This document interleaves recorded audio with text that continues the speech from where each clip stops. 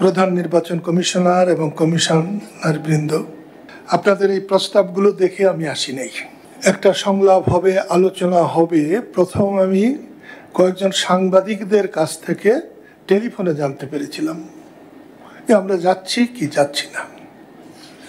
আমার মনে হয়েছিল এটা সরকার ডাকছেন। 15 মাস হয়েছে সরকার ডাকলে আর যাচ্ছি না। ইলেকশন হওয়ার আগ পর্যন্ত আর সরকারের কোনো ডাকে আলোচনা করতে যাচ্ছি না। বর্তমান সরকার দেশটাকে একেবারেই বিভক্ত করে ফেলেছে। নিবন্ধিত দল এখন 40-50টা। ওনারা আলোচনা করেন 2-3টা দলের সঙ্গে বসেই আলোচনা করেন। যদি তা করেন তাহলে সেটা যেমন নিরপেক্ষ হচ্ছে না, সার্বিকও হচ্ছে না। শেখ হাসিনার পতন হয়েছে, স্বাধীনতা বিলুপ্ত হয় নাই। শেখ হাসিনার পতন হয়েছে বলে বঙ্গবন্ধু মুছে যায় নাই। শেখ হাসিনার পতন হয়েছে বলে মুক্তিযুদ্ধ হারিয়ে যায় নাই। কিন্তু কিছু কিছু ক্ষেত্রে শেখ হাসিনা মানেই বাংলাদেশ, শেখ হাসিনার আওয়ামী লীগ মানেই বাংলাদেশ, শেখ হাসিনা মানেই বঙ্গবন্ধু শেখ মুজিব, শেখ হাসিনা মানেই মুক্তিযুদ্ধ, স্বাধীনতা।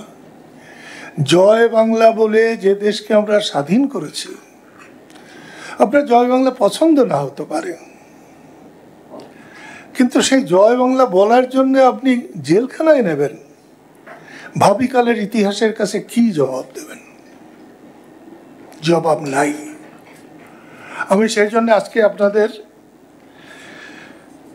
এই প্রস্তাবনার কোনো সাহায্যই হয়তো তেমন করতে পারবো না। আমি এসেছি শুধুমাত্র সাংবিধানিক একটি প্রতিষ্ঠান, নির্বাচনের ক্ষেত্রে তফসিল ঘোষণার পর সর্বোচ্চ প্রতিষ্ঠান।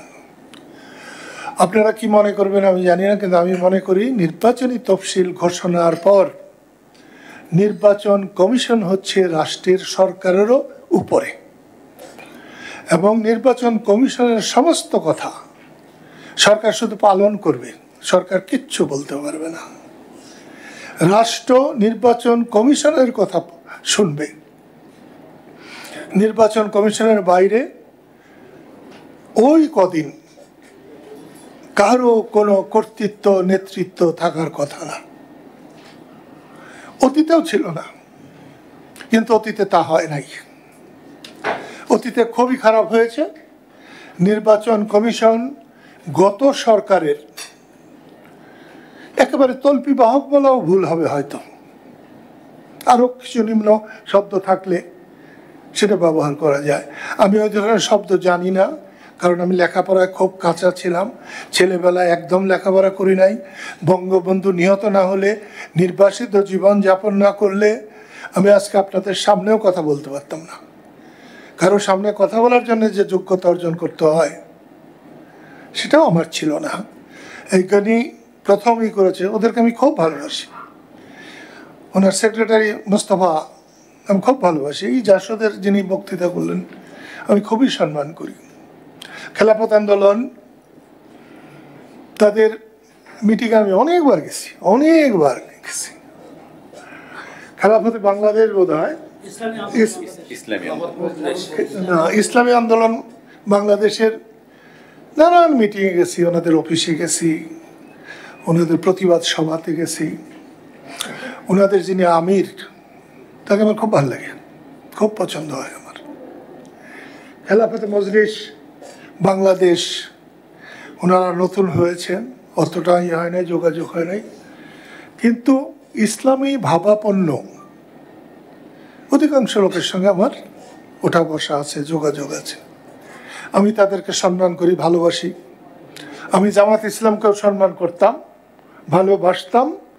তারা যদি খালাস নিয়তে একজন বান্দা আল্লাহর কাছে যেভাবে কাঁদলে আল্লাহ শোনেন, ঠিক সেইভাবে বাংলাদেশের মুক্তিযুদ্ধে তাদের ত্রুটি, তাদের অন্যায়, সেটা যদি দেশবাসীর কাছে ক্ষমা চাইতেন, তাহলে আমি তাদেরকেও ভালোবাসতাম। তো আমার জন্য কিছুটা সমস্যা আছে।